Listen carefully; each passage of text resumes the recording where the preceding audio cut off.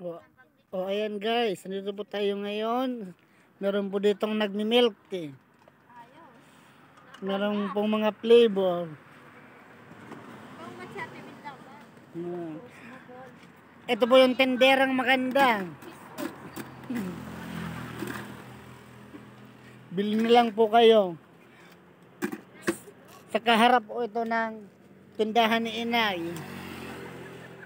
Ay man po dito naka-barbecue ah. Ano ka dito? Nag-vlog ako ni Bo. Papaisa natin pa rin niya.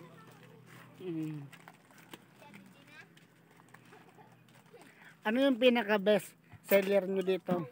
Chocolate. Chocolate. Red velvet. Chocolate. Saan ito matatagpuan na milk tea mo?